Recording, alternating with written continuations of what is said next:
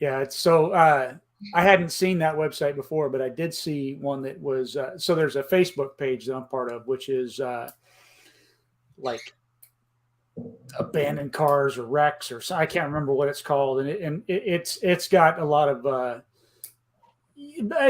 basket case cars on there too, though. So it's kind of where it really it's kind of for parts, but they do have some some good deals that pop on there every now and then, and then they've got some nice cars that pop on there as well. So you'll like bring a trailer. I'm looking for an R8, an Audi R8 right now. Yeah, but, yeah, you'll get a kick out of that site. Yeah. Anyhow, I started playing on it. But anyhow, so hey there, hi there, ho there out in spray wash land. You got Ray and Doug here coming at you. And tonight, our guest is going to be Mr. Jim DuBois. And so Jim is, he's pretty new to the industry, though, really. I mean, if you think about it, it's only, 27 years into it. Been washing windows, been a window licker for 27 years. And Jim has, Squeegee Pros out of North Carolina. He also has Window Washing Wealth, which is actually, that's not that's the actual name of it was what? Windowwashingwealth.com. But there was one before that. And then Window Washing Wealth was the following part of it. Is that correct? I also have Pressure Washing Wealth, but they all go to the same place. But yeah, that was the original name. And then Jim is also, of course, one of the owners of the Huge Convention. So if you can see, we've had a theme going on here. Last week we didn't, but then the 2 weeks prior to, we had owners of the Huge, because for us, we were kind of wanting to put out, get to know the owners of the Huge. And so because they are washers, and in this case, Jim is a window licker, like a lot of and everybody that is an owner of the Huge is somehow involved in this crazy wash industry that we have. And so can I point out something? That window liquor could be offensive to some people. What really stings is when you lick the windows in the wintertime. Yeah. No, your tongue just sticks to it. You know what? Politically correct. Yeah. So for all of those window lickers that I have offended by calling a window licker, I am extremely sorry for calling you window lickers a window licker. So my deepest of concerns. What do they know? They're just a bunch of window lickers. Yeah. So Jim, tell us a little bit about yourself. Oh boy, let's see. Where do I start? We're all entrepreneurs here, and probably everybody listening as well. I got that entrepreneurial bug. I think I was 16 years old. Remember my dad, we were sitting at the kitchen table, and he goes, "So what are you going to do?" I said, "Dad, I have really no idea, except I want to do my own thing." And I had no idea what that would be. And that was back in Indiana. I was working on farms and stuff, and moved out to the Jersey Shore. And I worked for a guy washing windows for a year. And I'll tell you what, I pinched myself every day, because Greg Forca and Jerry Max, those two guys owned it. Amazing, I still remember that name after all these years, those names. I thank them almost on a daily basis, because they've changed my life. Mm-hmm. I worked for them for a year and decided to go on to my own. That entrepreneurial bug kind of came into play. And I built a little window washing business up there up in Jersey. And then I moved down here to the Carolinas in '96. And I walked into a furniture store, mattress store, and I noticed the windows were pretty dirty. And I wasn't sure what I wanted to do at that time. I had a couple of other business venture ideas kind of in the back of my mind. But, once window cleaning is in your blood, it just doesn't go away. And you just notice dirty windows. And his windows just popped out at me. They were so dirty. And I said, I'm going to pitch the guy on cleaning. I mean, same way with cleaning. I mean, I can't tell you how many times when Tanya and I have been on vacation and stopped looking at the roofs, Ray. I don't want you to point out another roof to me, or you're watching something on, breaking news on Fox News where they're showing they need to clean that. Yeah, exactly. They're having a news conference out. Oh, look how dirty that building is out there. I've seen window cleaners on Fox News, not in the studio, but through the glass. But I just had 2 days ago, my wife, I made mention of something like they really need to clean. She's like, you realize you do not own a cleaning company anymore. You can stop looking at that stuff. And I'm like, no, I can't. I can't. really You can't. can't. I And, honestly you know, can't. I see Michael chimed in here. Monmouth County, Ocean County. Michael, that's right where I was. I'll tell you real quickly. So I was 18, 19 years old, and I decided to take the plunge, right, and start this entrepreneurial thing. And I went right into storefronts. That's where I started. And Michael, I built up 600 storefronts, hired a couple of guys, 3 guys, and then I went to residential. And we were doing, it's not a lot. It's like 300 houses a year, like a house a day. It's not really a lot. But for being in my super early 20s, all my friends were envious. They were like, dude, man, what do you got going on here? And so, yeah, Monmouth County, Ocean County, love it. And yeah, lots of room for opportunity there. Mm-hmm. It's up. So when did the huge convention come about for you? That was a year and a half ago. Yeah, going on 2 years. Mm-hmm. But I mean, originally though, you had gone to the huge convention prior to that. Mm-hmm. Yeah, y'all bought the huge convention about the same time that I sold spray wash exterior cleaning, I believe. They bought the huge convention before that. Yeah, I came in after the original guys came on. Right. Was it, I guess I don't know, a year and a half later, something like that. Oh, I get you. Okay. Yeah, I did. I wasn't one of the early birds. You weren't one of the early adopters of it. I got you. Yeah. You got it. But yeah, I've been going to the huge convention for years, and just, how can you not love the convention? It's just, and now it's just getting better and better. Wait till this year. It's going to rock the socks off of probably, I think we're expecting like a couple thousand people. Right. So we're pretty excited about this, and we can talk more about that. But yeah, it's something that's in my blood now. It's something I've been to every year for years, and it'll never stop at least for a long time. I don't know if you know this, but literally Thad was Thad and I had developed a friendship, and because of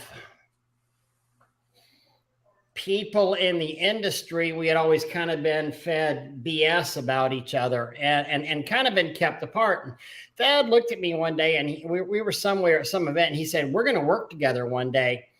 And it was kind of crazy, but he called me before one of the huge conventions, and he said, I want you to write a class that is absolutely the most amazing technical pressure, not business, but technical, class. I called Doug and I was like, Doug, what do you think about this? And that's literally how Plant and Property Protection class from Spray Wash Academy was born, from the huge convention, because Thad wanted to go on this idea of doing the pre-show classes. Mm-hmm. And good technical classes. So that class that kind of set the standard for the industry came from technically the huge convention, the creator of the huge convention, formerly, from Help. So I don't know if you knew that about it. So did not know that. Thad and Chris, though, good guys. They had such a great thing, such a great platform they've started here, and I'm honored to be carrying part of that torch as it goes forward to, help as many people as we can just get better in their businesses. And that's really the focus of the huge convention. It's obviously the camaraderie, the networking, and all that great stuff. But when you start putting the right speakers, especially the right breakout session teachers in there that don't speak on generalities, but start speaking on the how-to. Your level. Yeah. Come down to their level, because when you speak how-tos, then you can take to-dos from it. Right. Yeah. And go back and implement. I want to reiterate this comment, or reiterate this for the guys that are on YouTube, might not be seeing this. In landscape management, Disney trips would literally set the standard for me.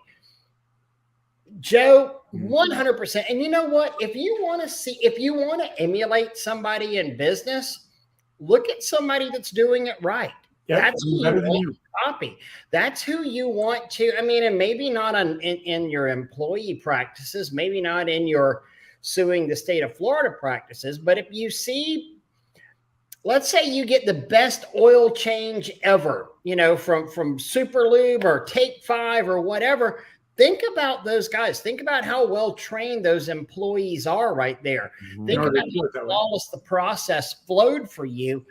Maybe that's what you need to copy as a service business right there and say, wow, look at how these people do it. I mean, if you look at how amazing a company like Chick-fil-A is, and people talk about it all the time, right?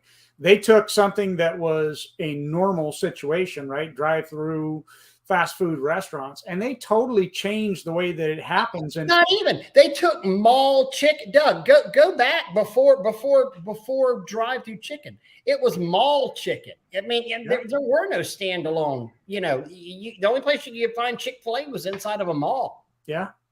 It's funny you say that. And Joe, who chimed in on the landscape management and Disney, the landscape there, we have a system in my company and a system I teach in my coaching, and it's called world-class service elements. And when you look at Chick-fil-A, when you look at the Ritz-Carlton, you look at Disney, they have world-class elements in place that far outshine any of their competitors. And you guys are saying it right now, especially with Chick-fil-A. Mm-hmm. And when you can start implementing that into whether it's landscaping, it's garage floor epoxy, it's window cleaning, pressure washing, it's one thing to be really, really good at the service skill sets that we probably all are, at, but it's a whole nother thing to create a before, during, after experience where the customer says, oh my God, these guys are unbelievable. I used to literally get asked multiple times a year from customers, are you a franchise? All the time. And I knew that I was hitting on all 8 cylinders at that point. Whenever somebody sat there and said, are you yes, no, we're not, but we strive to be one, Yeah. And I get asked that question a lot, and it makes you realize how well you're being perceived as well. Absolutely, Alan. You can definitely ask an equipment question. Y'all know that. You can ask whatever question you want. It's so true, though, that franchise question, and I think everybody listening, that's a bar to strive for. When people start asking you, "Are you a franchise?" That's when you know you're on your way for sure. And in Doug's case, it might be 12 cylinders, right? What we were talking about before.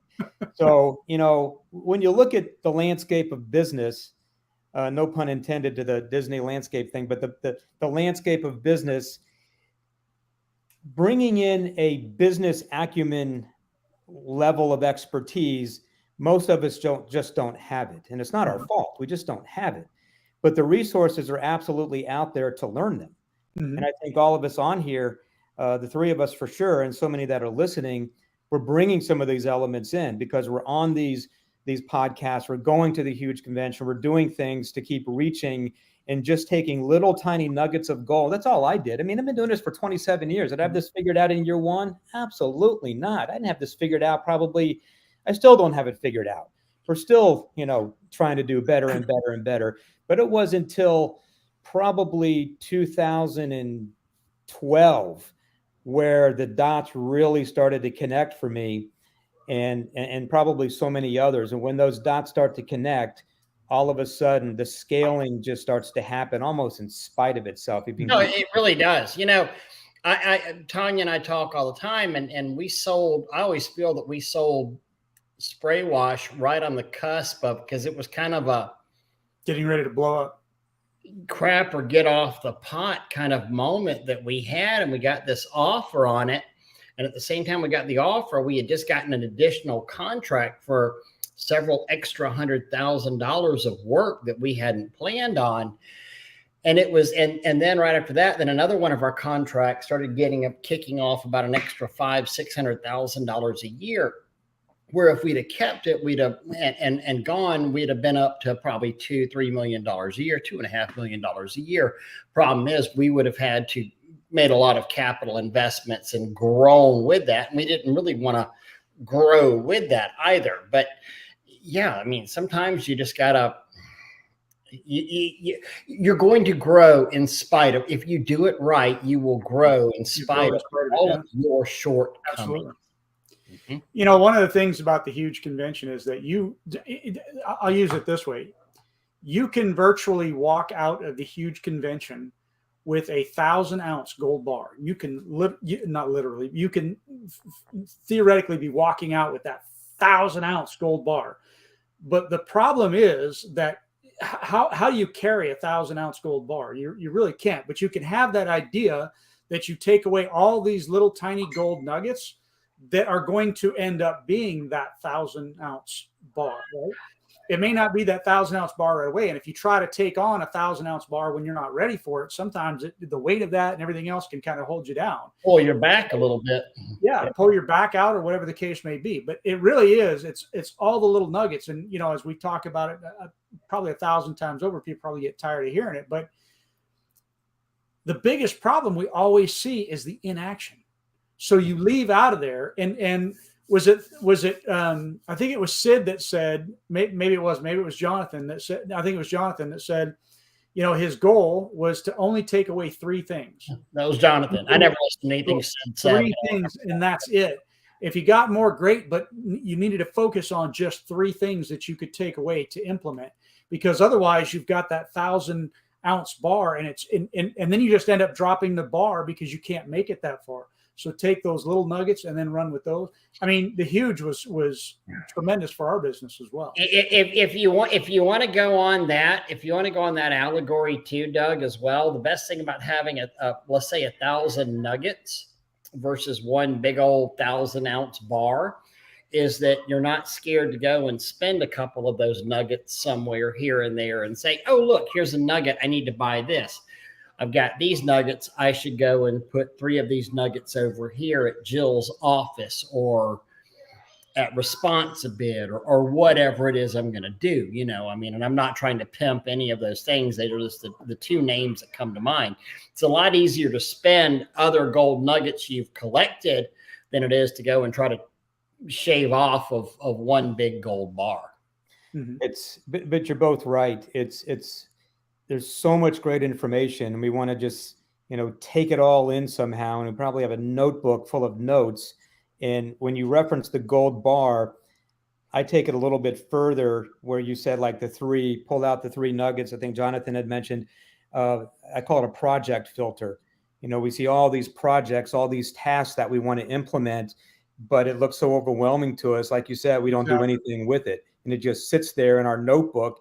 So the mission is get back home or on your way back home, identify the top 3 things, and then take the whole list and just start compartmentalizing it, prioritizing it into projects and tasks you can do in an hour or 2 a weekend or through the, you know, 1 task a week, and then take a project, right? Whatever that project might be, and make it so that's got to be done by the end of the next quarter, right? And then the next quarter, take another project, and that starts to help align things so you can start getting things done. Because when we know when the needle starts to move, get ready, because it'll get away from you sometimes. No, it will. It absolutely will. And you know, the gold nugget example is really good because I'm actually right in the middle of watching Deadwood again, the whole series, the 3-season series, but best show ever on television. Never Deadwood. Let me write that down. Deadwood on HBO.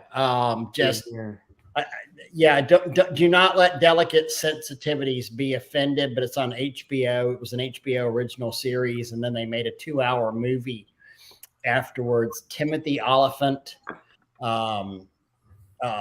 Ian, I'll swear engine is Ian McShane. Just amazing. Some of the best, incredible show. So I want to answer this. So he had a question. I'm assuming it means surface cleaner shakes when using heat, but not with cold water. I would check. My first question would be, what surface cleaner are you using? Because there are some that are not rated for hot water use out there. Yeah, and I'm not saying this to disparage any brand whatsoever, but you know, a Whisper Wash probably has a higher heat rating than a General Pump Hammerhead. I would say that because your seals could flex in there, and all of a sudden now your bar, it's probably got everything to do inside the it's going swivel. to get real wonky in there. You got to remember, when things get hot and cold, they expand and contract. Expand and shrink, expand and shrink, expand and shrink, you know. And you know, it's crazy whenever you look at some of the off-brand surface cleaners versus some of the premier brands, Mosmatic swivels or Whisper Wash swivels. There's a lot more moving parts and a lot more. I had a surface cleaner, and I remember I was still such a neophyte in this industry. I didn't realize that you could buy filter cartridges, and I went to an auto parts warehouse, and they literally matched wheel bearings for me for a general pump hammerhead surface cleaner, not realizing that you could buy the whole cartridge, and that they were such a bear to get off that shaft too. But you know, and they're not all built the same. So I would say what you're using might be an issue, and if it is one of those, then it's probably time for a swap out of the swivel on there. Yeah, absolutely. Here's one. 10 years in business, haven't been to a convention yet. Planning going to the Huge this year. Excellent. That's awesome. Excellent. Good. And unfortunately, just on our end, it says Facebook user, so I can't see who that is, which is a bummer. I wish they come find us. We'll buy you a beer and celebrate it, because exactly. Or put your name after, when it comes up, Facebook user, just put your name on there. I know it changed my life. So, oh, Doug, you got a compliment here. You were nice to someone today. Again, Facebook user, also want to thank Dougie for taking the time out of your day to have a conversation with me this week. I'm going to be implementing a lot of things you said. That is awesome. Again, don't know who that is. I apologize, because I do talk to John. There you go. All right. Yeah, and that's awesome. So yeah, I'm glad. I'm glad that you're implementing some of those things. And just remember what I said in the follow-up text that I sent to you. And man, it'll change your business. I'm telling you. It'll change your life. It'll change your life. Yeah. Yeah. It's going to be, I'm telling everybody right now, those that went last year, it was an unbelievable show. Those that go this year, we're taking it up a few notches. Wow. It's going to be head spinning. I know there's an amazing pre-show class called the HOA, how to build, get, bid, do HOA classes on your pre-show stuff that I may or may not have a vested interest in plugging that. But those of you that are listening, if you haven't, just go to thehugeconvention.com so you can really get to see what the lineup is, what all the pre-show classes are. We got a couple of phenomenal keynotes coming on board. I don't know how many years. It might be a couple dozen. Don't hold me to it, but a couple dozen breakout sessions that I'm excited to go see. I mean, you get to a point after 27 years where you hear a lot of this and a lot of that, but the lineup that we have on the breakout sessions, I have a list of classes that I have to look at the time to hope that I can get in to see every one of them, because I'm excited to see these things too. So yeah, your first convention. You actually say something very important there. If you're an attendee and you can look around those big rooms,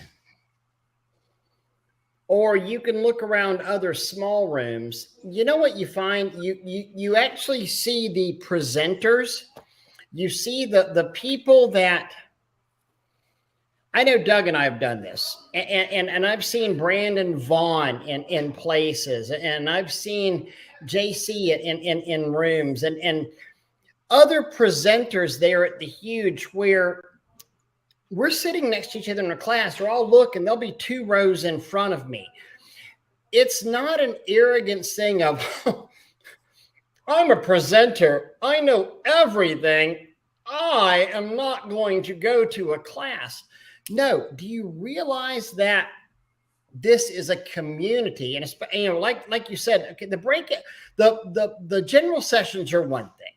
But the breakout sessions, where we're actually talking to experts that are in the fields, that are running businesses, it's much different there. And you see guys in there that holy crap, this guy makes $8 million a year. Wait, this guy, talks about doing $4 million a year. Why is he in here taking notes? That's right. Because that's what business people do. We sit there and we're always learning. We're not going, I've got it figured out. I don't need to know anymore. Nope.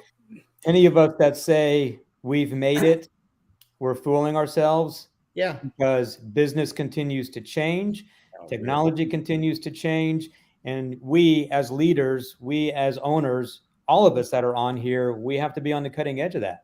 We are fleas on a dog's back right there. Because you can, I mean, God knows I firmly believe in amazing customer service. I believe that, Tanya used to always like to say in her classes, oh, you want to take one of my customers? Bring it, But at the same time, take it on. If you're not constantly revamping, redoing, and retooling yourself, guess what? You're not going to last. That's the thing. When I know, like the first time I did a class at the Huge, I remember looking out into the audience and seeing a couple of people that I really admired in business, and it's like, they're in on my class. What's the deal here? It's a little bit humbling. It's a little bit kind of not humbling, but scary too. Whenever you see somebody out there watching your class, and then you get the question of, man, after your thing, I couldn't find you. Why is that? And you're like, I had to run over and take Jim's class. And they're like, well, wait, but you got it so going on. No, look, there's so much room for improvement. And again, it's about taking those little nuggets where I might be having this one little problem that I just can't seem to figure out in my business, or I don't even know it's a problem. And then I go and I listen, and it's like, did he just say do that? That's really good. And you're able to implement that into your business, and it totally changes the outcome. And so this is the thing about the Huge for me. It is the biggest place where you can go and get the most information. And look, you pay to go to the Huge convention, but to me, it's all free information because the cost is so negligible. Now it is, by the time you get hotel rooms and travel and, missed out work and all that kind of stuff, it adds up. But then when you take away that stuff and what you're able to do, if you don't walk out with that 1,000-pound gold bar, right, and you take just the nuggets, the things that you implement end up, to me, it's amazing the way that it goes from there. I don't know how anybody that can come to the convention cannot take away and add in the next 12 months another $100,000 in revenue. In fact, I'll put it on the line right now. When you come to the convention, and if you don't feel you got that, come find me. Buy me a beer. Don't even buy me a beer. I don't care. I want you walking out of there with value. Sit down with me. I'll give you 1, 2, 3 strategies to add $100,000, $200,000, $300,000 to your business in the next year. Just find me. Just find me. I'll be all over the place. Everybody that's running this show, we want to make sure that you walk away with so much value that you're just going to be talking about this thing for the next year. So there was a guy. This would have been one of the first Atlanta shows. And he was obviously a plant from another organization. Let's put it like that. And he wanted to bump gums over and over again about how he was there and he didn't get anything from the Huge, and it was all just a big waste of money.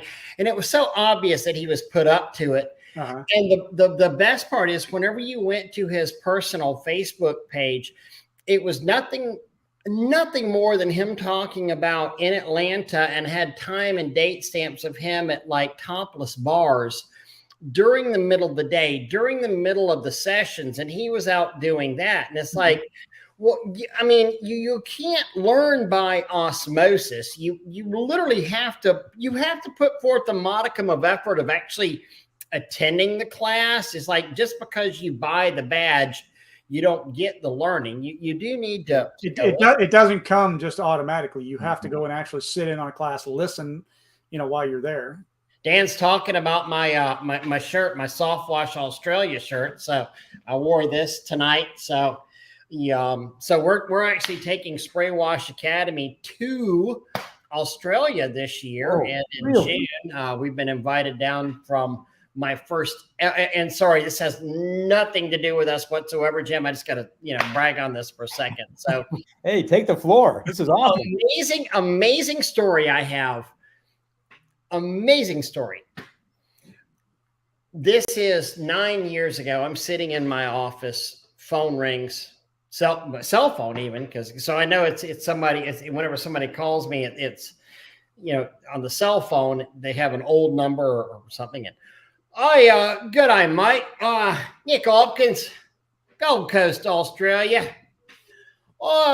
I've been watching your YouTube videos, mate, and I've been thinking about popping around to see you over there. Oh, come here. Hold on 1 second. Gotta give. Oh, I love you. Oh, no, pop your head Good up. night, Ben. I want them to think I'm crazy. You're gonna pop. Okay, all right. So my grandson hugged me. So,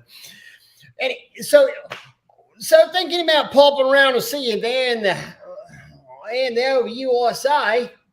How's about 2 months from now? And I'm thinking, great, I've got a crazy person on the phone. I now have an international stalker.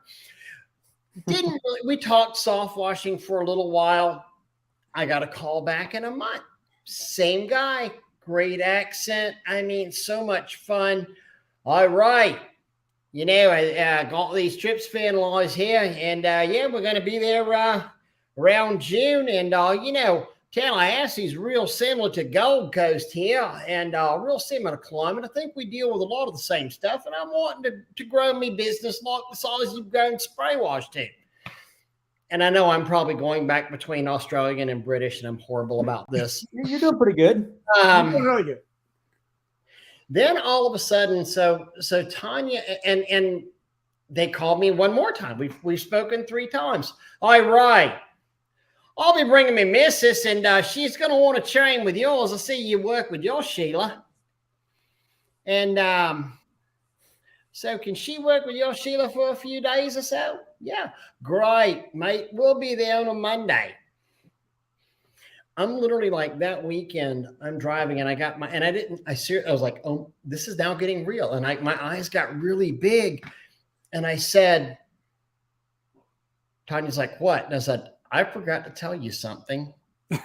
She's like, what? And I said, we've got visitors coming from Australia next week, and she's going to train with you for about 4 or 5 days while he trains with me. And it was just absolutely amazing what she said to me at that point. But and he's still alive.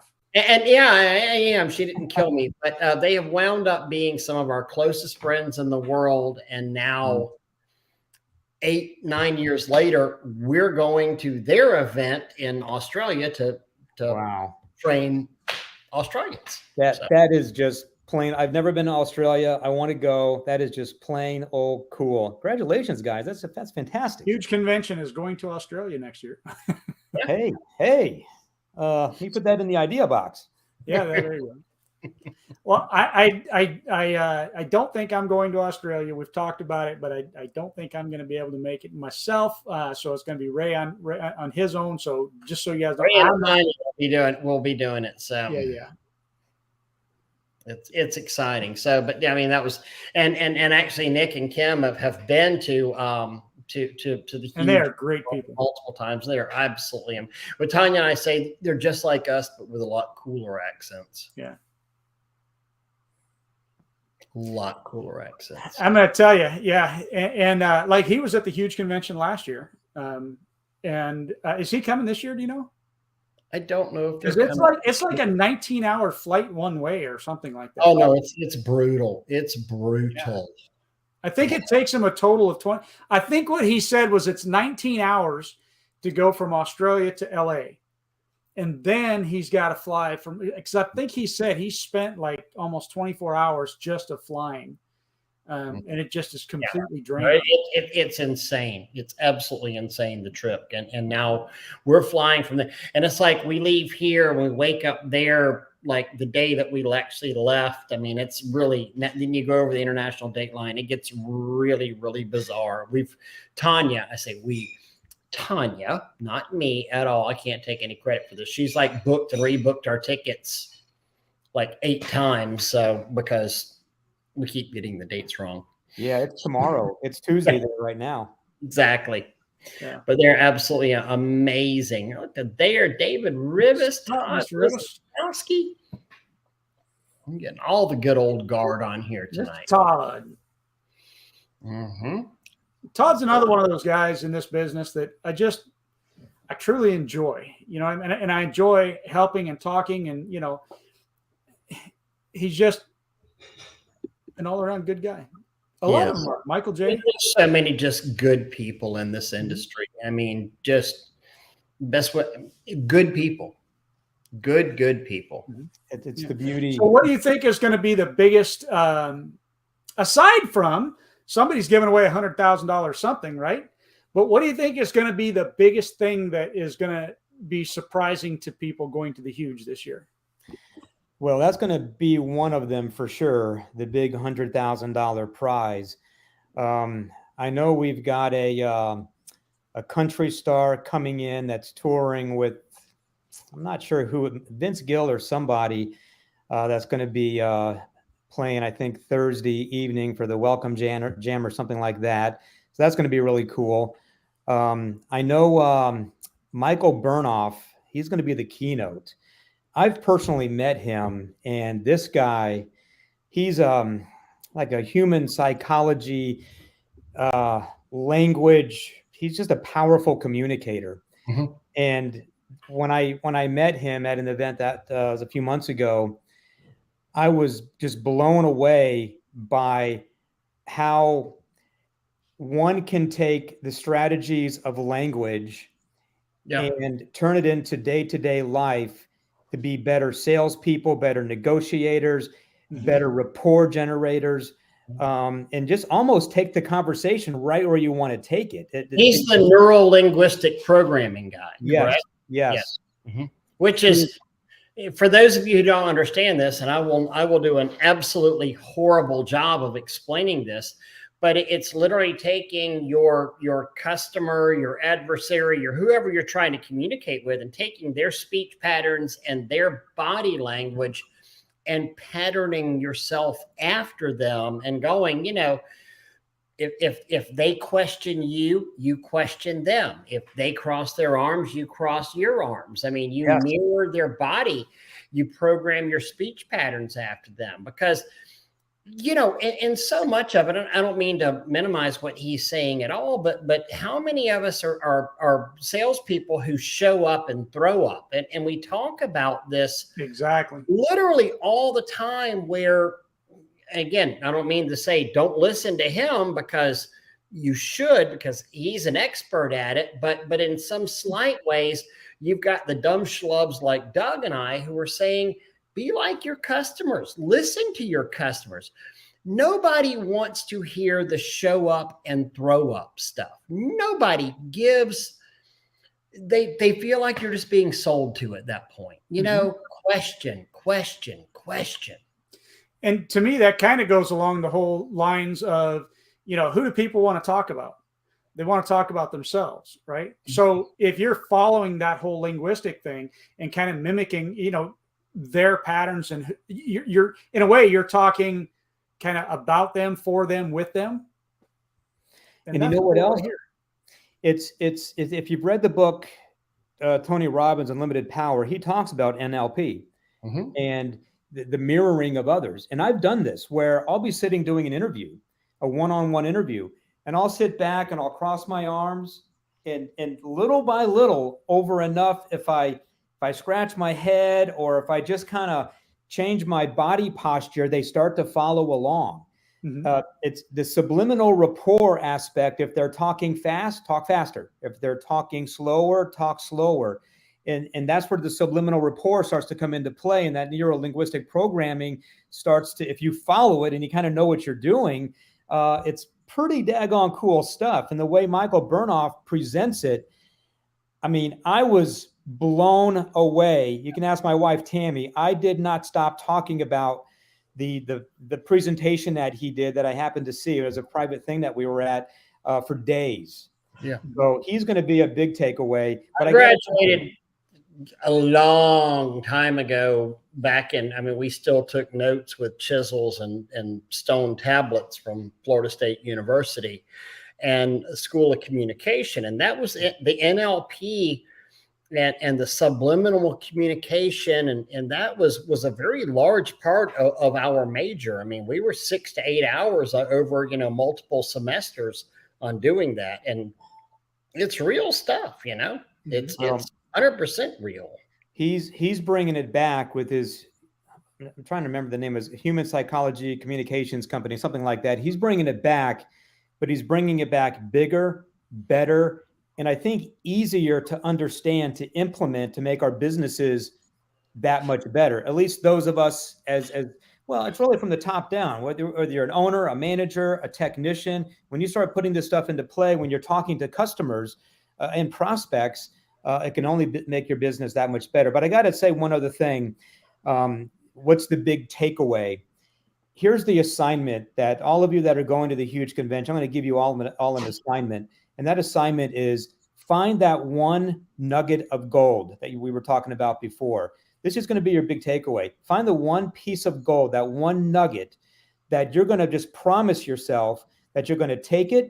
You're going to learn everything about it because you found it at the huge convention, and then take it back and start implementing it and make that needle move in your business. That's going to be the big takeaway for everybody that goes. If they just find one thing, maybe it's not 3, if it's just one thing.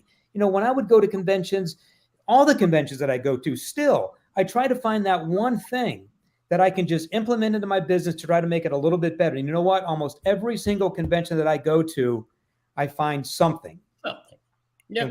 And we go to work on it. So that's the big takeaway. But the other one is, I've never met him, and that's Kyle Shield. He's the other keynote. I'm pretty stoked to see what he has to say. Those of us, even if most of us listening, we're visionaries to a degree, right? There's visionaries, there's integrators. And this guy has got evidently a creative, he can put the creative juices into our brains to come up with ideology that we probably haven't even thought of yet. So I am going to be in that class, probably front row center, all ears. What's going to be the takeaway with that? 100%. Joe Chapman talked about old school, and talking about the old school communication on here. And do you realize that right now here in 2023, and there's a lot of, and I don't mean to make this an ageist type thing, but there's so many people that our generation, I mean, us three are similar in age here. And let's face it, it's our generation that actually has the money, that spends a lot of the money, unless you were a tech, millionaire somewhere. But we crave that actual communication in a lot of ways with people that we want to deal with. And sure, Google bids and typing in something and getting a bid back is nice and all, but that's why those consistent closes where there's actual communication between people is so much more important. And Jim, you do a boutique type window cleaning on there. You're not doing probably every window for $49. I'm imagining your clientele is the kind of person that wants to talk and wants to associate and wants to know who's coming into their properties and things like that. I found that so many of our old customers not only didn't want to necessarily get a price from a website, but they craved that human interaction because they're so forced to go to websites anymore. And so many of the people that they deal with on a daily basis can no longer communicate. Absolutely. And I'll segue off of that because it's so well said. Communication face to face, that's where the sale's made.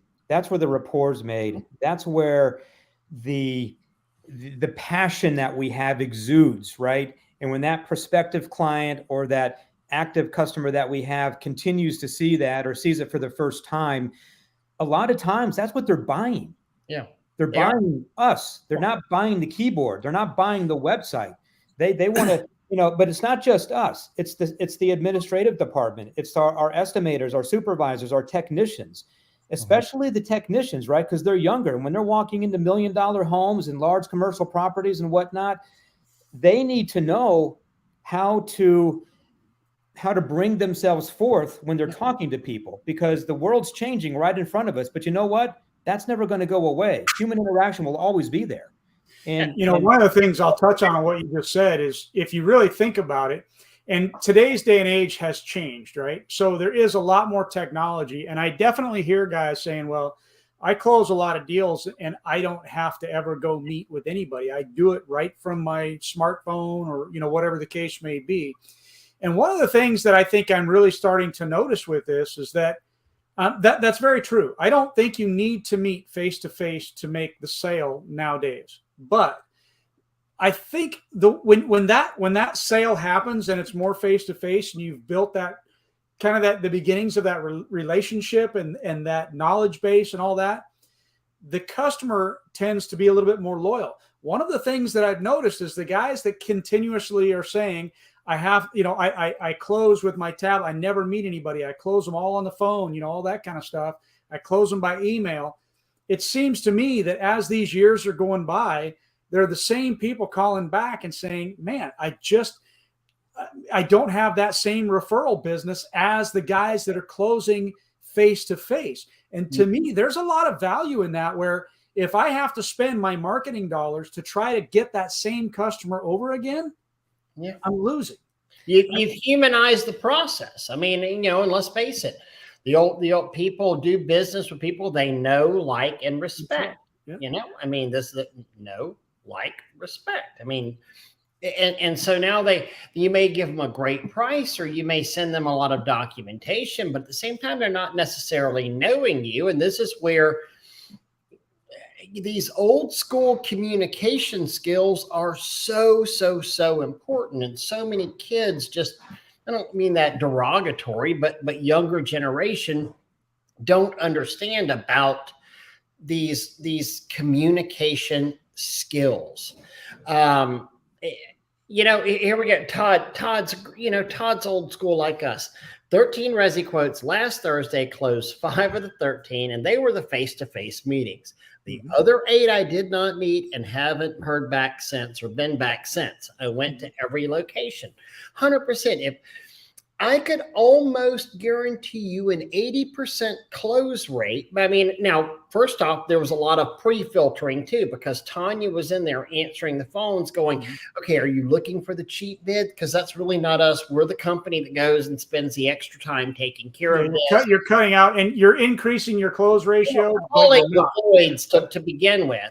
And then whenever I got there, and they already had the expectations set by Tanya, and I walked around with them for a little bit. And then when they called back and talked to a real person again, it was like, you were done, So there was a question up here about, is it going to be in all the conventions in Florida this year? I think they were asking, is the convention going to be in Florida? And so, I mean, I know that Jamie, PWNA, smaller convention, they had that in March in Florida, February in Florida. Power Wash Store, we're not doing ours. I think PWNA is in Arizona this year, I believe. And this one, the huge convention is going to be in Nashville this year. So it was in Nashville last year. And it's going to be in Nashville this year. The biggest complaint I think we heard last year was about the facility was just so big, people got lost, all that kind of stuff. But part of that too is, the longer you wait, the further they move you away in your room, from the way I understood it. So, book your room now, get in the same wing as everybody else, get close to the action, get close to where everything is. And then it's really not that far. And I know for me, look, we're guys. Well, most of us are guys. There's a lot of good entrepreneurs that are women out there, us guys, and they probably didn't have a problem with it. I know for me, I got out of my room. I went to the left, and by the time I got to the convention floor, I'm like, man, this is so freaking far. This is stupid. Oh, man, why did they do that? Blah, blah, blah, blah, blah. And then when I looked at the map thing, I realized all I had to do was walk out my door, go to the right, a little to the left, down the elevator, and boom, there. Yeah. And that's it right there. That's the ticket. It's looking at that map, because chances are it's going to be a beeline right to where we need to go. True story. Wild West made me think of this, and true story from last week. I had a customer show up in my store, and I'll find the best way to say this. Excuse me 1 second, Jim. I have to say something. You shut up, Jacob Deal. I don't want to hear a word that you're saying. Sorry. Thank you, Jacob. How about you here? Fine, you're gonna hair shame me. But and this will be the last time that Jim ever comes on with us, just so everybody knows. We only have people with worse hair than me, so that pretty much limits it to Sid at this point. Yeah.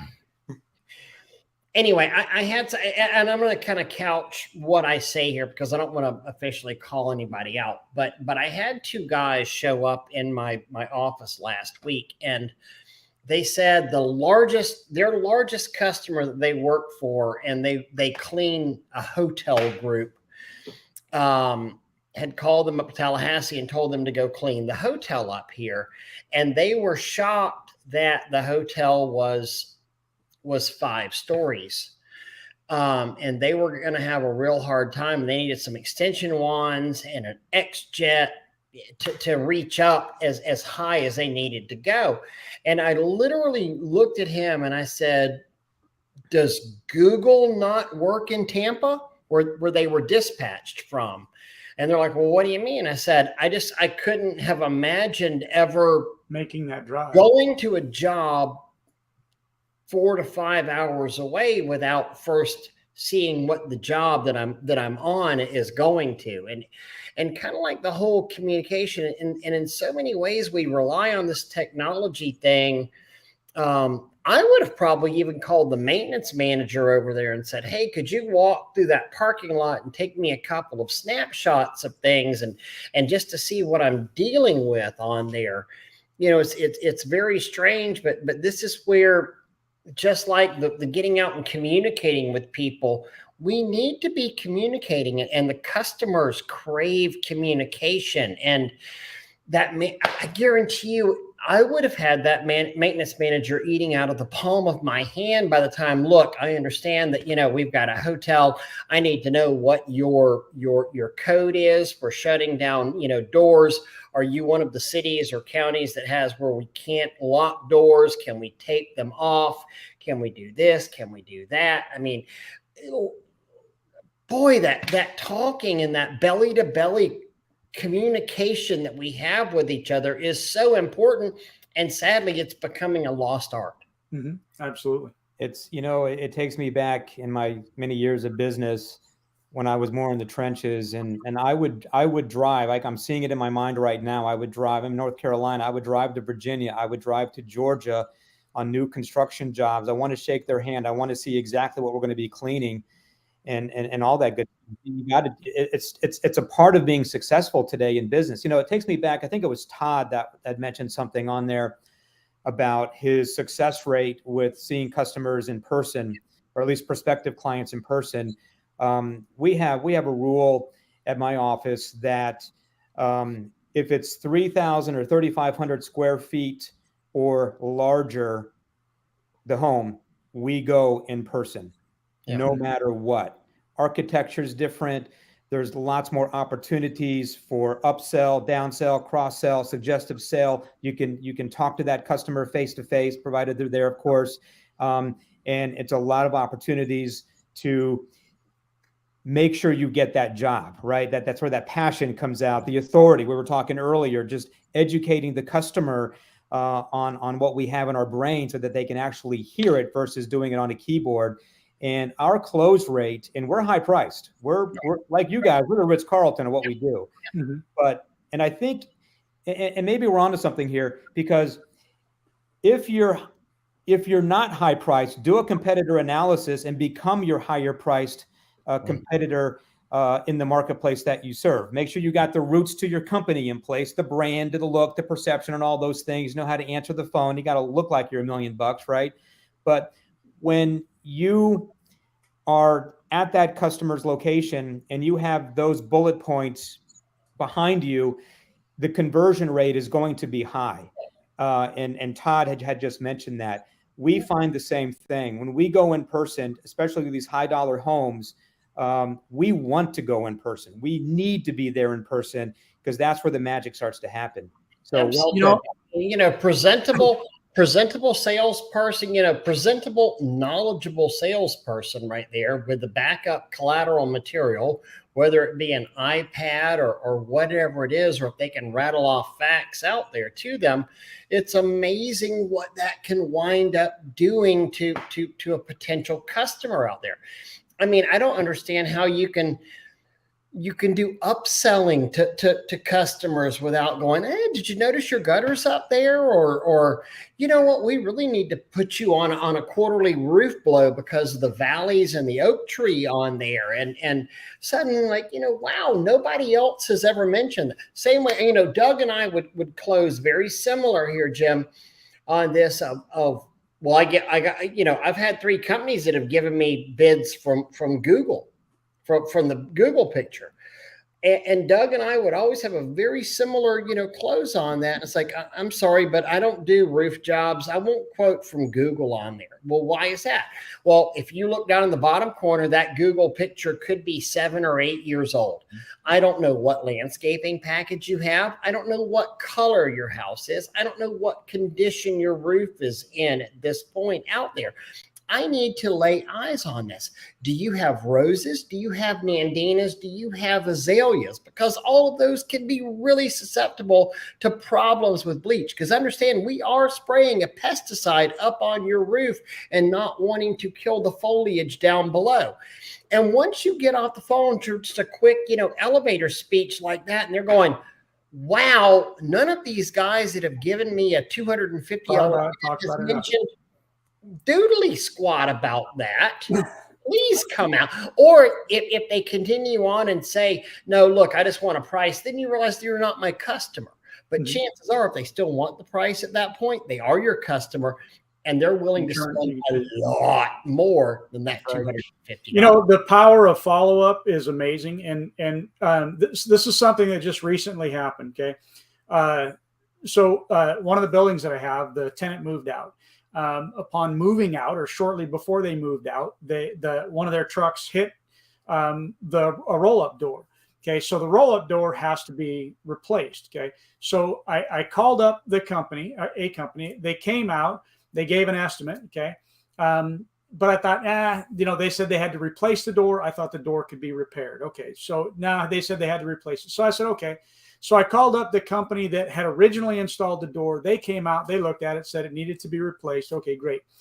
So that was 2 estimates. Big difference is the pricing difference was almost, the second company was almost double the first company. Okay. That second company is also the larger company. They've got 4 different locations. And then, so the tenant that I had, he went out and he got a third estimate, which was in line with the second estimate. Okay. Now, my point to this is the only one to make the return phone call to me, hey, did you have any more questions? Were you interested? Whatever, was the company that was almost twice as much as the other 2. And it's also the largest company. Okay, so I just kind of wanted that to sink in a little bit, where sometimes when we talk about this, we talk about, that's just too high of a price.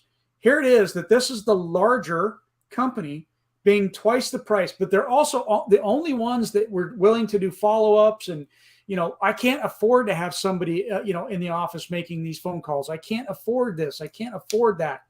Yeah, you actually kind of can afford it, right?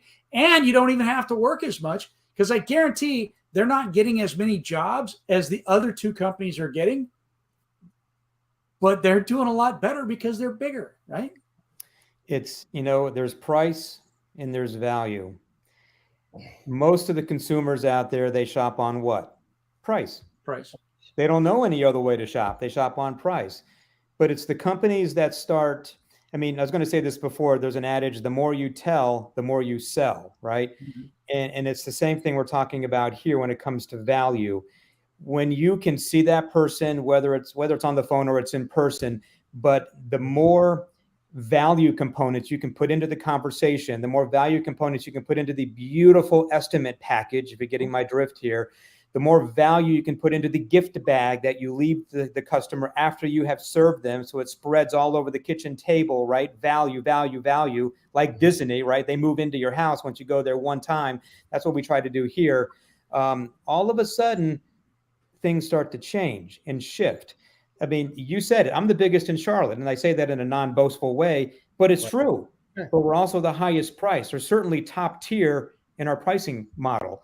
And but all the dots have to connect in order to get there. You have to bring an administrator in at some point. And there's revenue trigger points that you need to hit in order to know when these right people come in and start taking these hats off.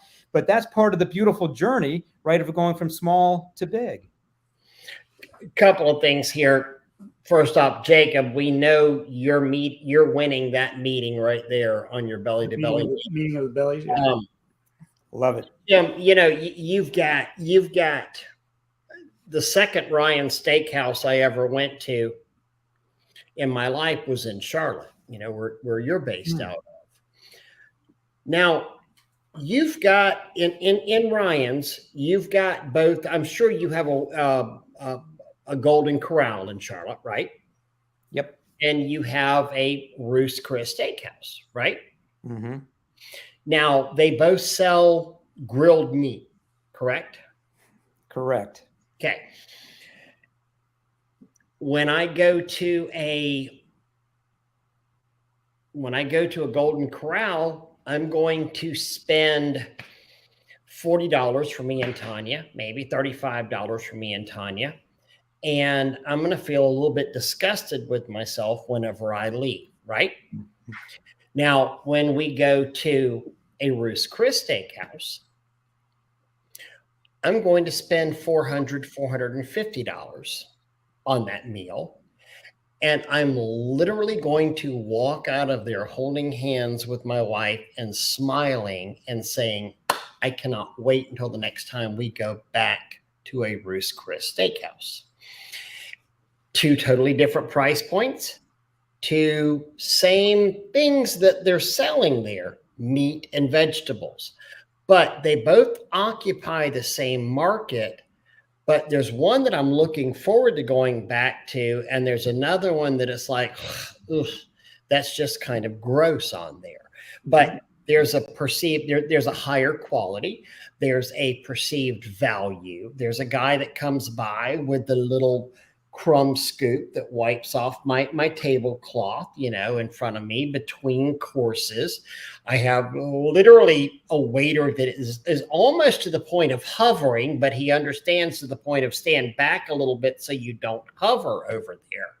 But that's the service paradigm that a lot of guys in this industry don't understand. And we'll never get. Want to be you want to be what you want to be. Let me put that up. I don't care what you do. I don't care if you're the $99 guy. I don't care if you're the $999 guy, because there's places. It's what you want to do. There's honestly places for both in the market. Mm-hmm.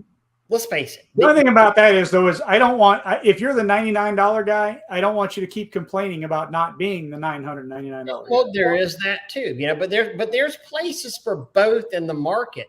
But think about your own life and which experiences do you enjoy most? And yes, you can make cleaning one of those experiences, you know. Absolutely. And I want to go like what Todd's saying, completed a job in UGA. And so now Todd's across the state from Todd's down here and UGA's up here. 38 pictures, thanks, but I'm going there anyway. Landed a $50,000 contract for it. You know, he understands. You know, you understand the stakes that are happening on that. And on the word stakes, we'll go back to Ruth Chris for a second, because what you described in so many words, which all of us that are listening, and if there's takeaways from the huge convention, start learning how to put an experience in place with all the customers that you serve. It's not how well you pressure wash. Right. It's not how well you Everybody's got window pressure. clean. Yeah. It's that before experience, right? Before you even get there, what's that like? The during, while you're there, and then after. What does all that look like after? Some don't need, there isn't, some companies have no after at all. There is no after. Yeah, there is no after. Why? And that was okay. Well, you know what? And you know what we call those companies? Dumbasses. That's it. I mean, you know, seriously. I mean, you're going to keep spending your same $2 pay per click on Google to get new people if you're not doing. It used to absolutely break my heart, and I mean break my heart hard. Whenever I would early on, I would get calls from somebody that would say, you know, typically be like an older lady, and like, look, I hope you can help me. I am looking for a company. He washed my house a couple of years ago. Don't He know was who he is. a nice man. He had a young helper with big teeth, and I think his colors were blue and white, but I just don't remember. And I'm thinking, I was like, "Where's your house at?" You know, 123 Otter Creek Road. I was like, "Hey, Miss Johnson, this is Ray. I was the one that did your house. I am so sorry. Somehow you missed it getting on my email list." And it's like, I wanted to go outside and kick my own butt for being such a fail. This lady loved me. She loved me, but it was my own fault that I didn't follow up. Yep. You know, and that's where we need these systems in place. Where do we learn to do systems like this? Huge convention. Yeah. In fact, if it's okay to say, my breakout session, breakthrough session, because it's going to be a breakthrough moment, is exactly that: 7 systems to 7 figures. And I'm telling you right now, this is the magic. This is the secret sauce that took my company to multi-million on autopilot. Wait a minute. Hold on. You're telling me you can do a multi-million dollars worth of window cleaning? Window cleaning? Come on. Really? Really? Absolutely. Hands Really? Come on, Jim. Yeah. But Jim, let's understand something. You're in a population area of about 3 million people, correct? You know what's funny? I get this sometimes. So I live on Lake Norman, which is about 35, 40 minutes north of Charlotte. There's a population of 150,000 people around Lake Norman. That just that market alone, 150,000 people, we do 6 figures a month.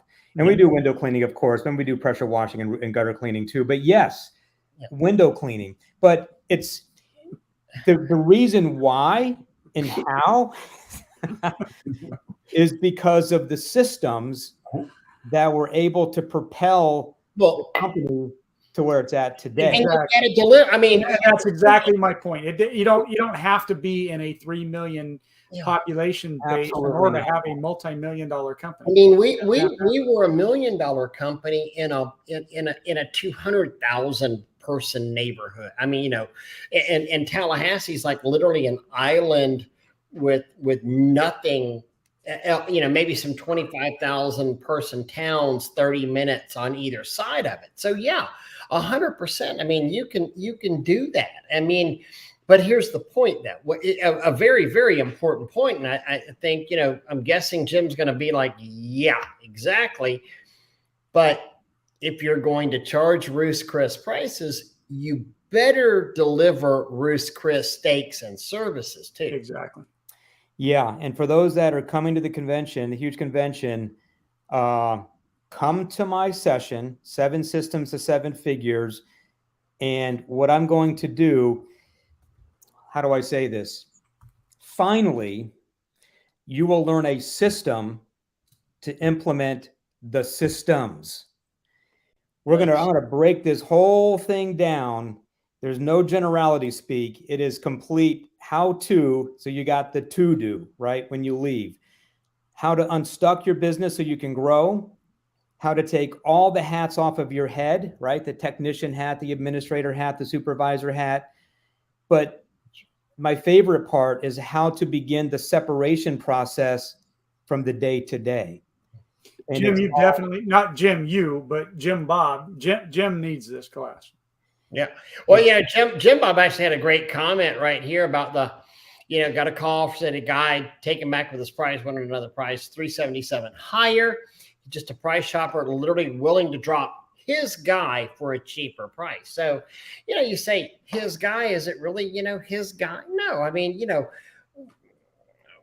we know what customers are ours and what customers are not ours, and if you're the new guy in this business, if you're the guy that's just starting out, don't ever assume. You need to be doing that extra mile stuff. You need to be doing that wow service. You need to be doing the things that you're going to learn before you actually call a customer yours, because they're not really yours until you do that. Mm-hmm. It's Ray, that was very well said, because if you're going to be one of the big dogs, if you're going to scale to the top in the marketplace that you serve, all of the dominoes have to fall correctly. Right? You got to be able to hire A-player employees. You got to know how to find them. You got to know how to pay them too. You got to know how to pay them. And you know what? When it comes to pay, I mean, your guys, I'm sure, my guys for sure, they're paid bank. Why? Yeah. Because my prices are so high. I can afford to. You know what, Jim? The company that bought Mike, and I used to think that I mean, honestly, I had guys that at Spray Wash where it was like, okay, show up and wash, and you're making $65,000 a year as a technician. Now, the company that bought my company, there's guys that are show up and wash, and they're at $85,000, $90,000 a year. I could have never really afforded it. I mean, I paid my guys as much as I could afford to on there. They're amazing on that, It's a lot of it is strategy when it comes to policy on how you pay your people. And that's we could have such a great time on that discussion. Oh, gosh, yeah. There's so much. Do you look at paying a percentage? Do you look at paying piecework on there to where, hey, guess what? It's really not costing you anything extra if your ticket's going up, that you realize the more you make, and if you keep the guys' percentages, in line with that, they're making more, you're making more, everybody's making more on there, but then you get freaked out as a business owner. Well, I can't pay them that.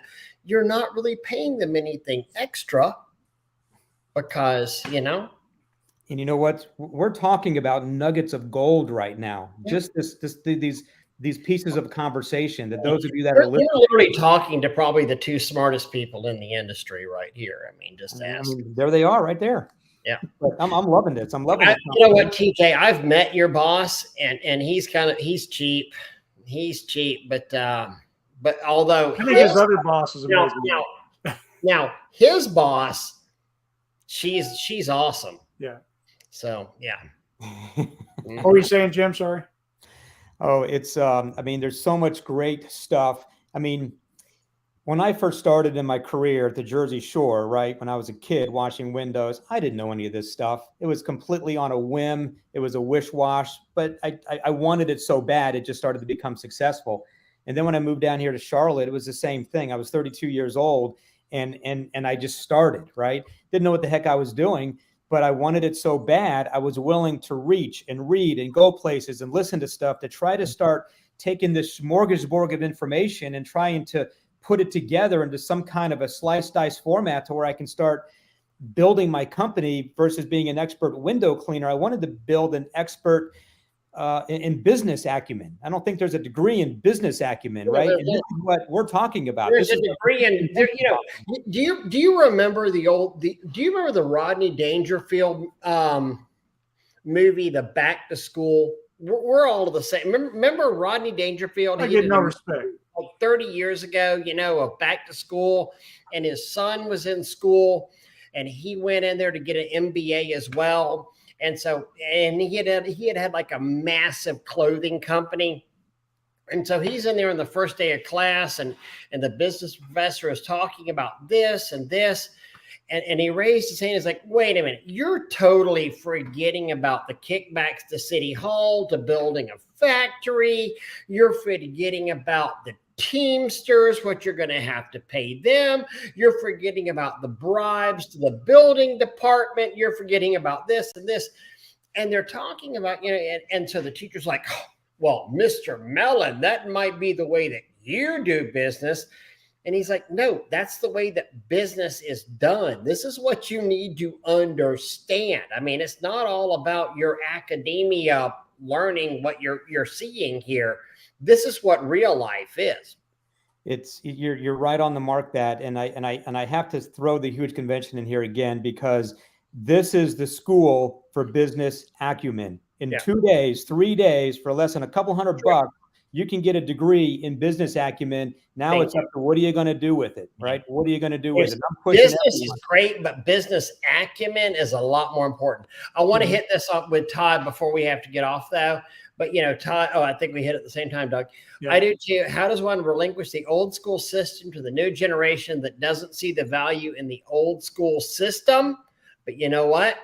They don't see the value, but the old school system is keeping them busy. You just answered your own question. Exactly. Bingo. You just answered it. You keep the old school system. I'm sorry. It's your name on the company. Let me bring his question down, though, okay? So his question really boils down to, how does he get the new school system people to run with the old school system, and make that work? And Todd, it simply is by having a system in place, and that system is the old school system that's working for your company, and they have to learn the old school system because it is the system that they have to use. 100%. This is how we do it. This is one of my favorite philosophers in the world, Bon Scott from AC/DC. It's a long way to the top if you want to rock and roll. Mm-hmm. He wrote those freaking amazing words, and it is. I mean, there's no shortcut to success. You've got to keep old school way of doing it, Exactly. And if you tie that into hopping in the batter's box, you just keep on swinging and keep on swinging. You know what's going to happen? You're going to hit a couple base hits. You're eventually going to hit that home run, but you know what else you're going to hit if you just keep on swinging? You're going to hit that grand slam. Well, okay, funny story. You'll appreciate this. I know you'll appreciate this, Jim. I was on one of the forums, and this is before it was publicly announced. Before it was publicly announced that we had actually sold Spray Wash, and somebody was on one of the forums and talking about, oh my God, this stupid company called Crystal Clean, which, by the way, is a sibling of the company that bought ours. So, and Spray Wash is labeled under Crystal Clean. But he's on a comment going, they are so stupid. They bid $50,000 on a job that we bid $15,000 on.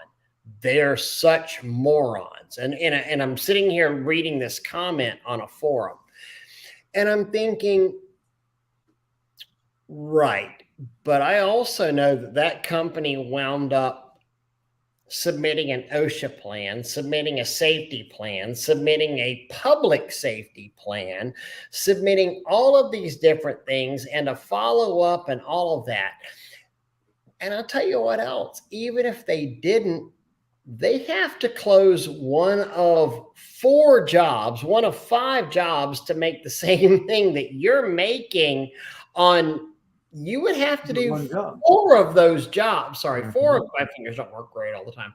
4 of those jobs to make the same thing that they're making on that one job. And in all honesty, the crew leader that's doing that job is probably making more than your company is making.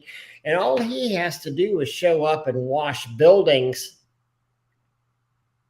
not sell jobs, book jobs, do jobs, follow up on jobs, and all that. Work 300 hours a day.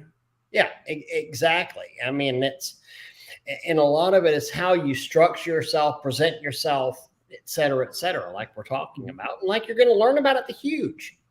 Yeah, Exactly right. It's, is it easy? No. No, But is it hard to get to the top? no. And maybe it's not even to the top, but is it hard to be one of the higher price leaders in the marketplace? No. We raise our prices every single year. Every single year we raise our prices. January, every single year we reset everything. It's not a lot, but it's an incremental increase. mm-hmm. And you know what? It adds a lot to the bottom line. Absolutely it does. So there's no reason to be, so many people are afraid to raise their prices. Oh no, I can't do that. I can't do it. Just do it. Yeah. David said, I'd rather do 4 big tickets than doing 20 to make what I made in the 4. I told my staff, I think it was July of 21. I told my staff, because everybody was flying high. Everybody, if you weren't, something wasn't right. Yeah, exactly. Raise everything across the board, 20%. Let's just see what happened. 20%. Next staff meeting, you can give me the, let me know what the flack is. All right. There was no flack. No. There was none. 20%. And then in January, we raised the prices again, as we always do. But yes, all of these things that we're talking about, this business acumen, if you will, this is the and seriously, what better? Look at that. Look at what Jimbo said. 30% closing at a $2,700 average freaking ticket.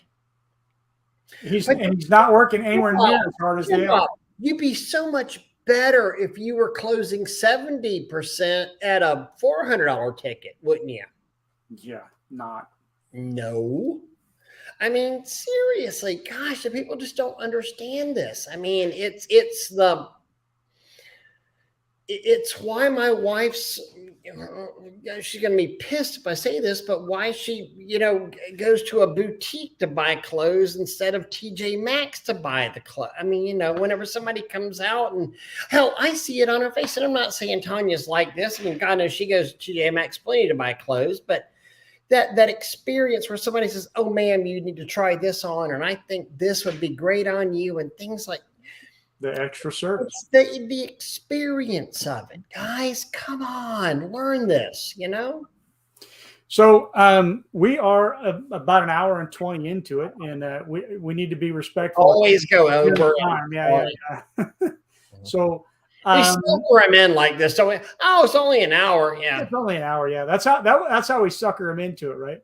So, Jim, what are your, I guess I'm going to say, closing thoughts on what would you like to add? What would you like to say? What would you like to encourage everybody? And here's the question, though. Will the Huge be in Florida? Remains to be seen. Anything could happen. It'll be in Nashville here coming up in August, of course, this year, but anything can happen. Closing comments, if you love business, as everybody here does, we love business. I have a picture on my wall in my office, and it says, if you're not number 1, you're number 2. And that's not good enough for me.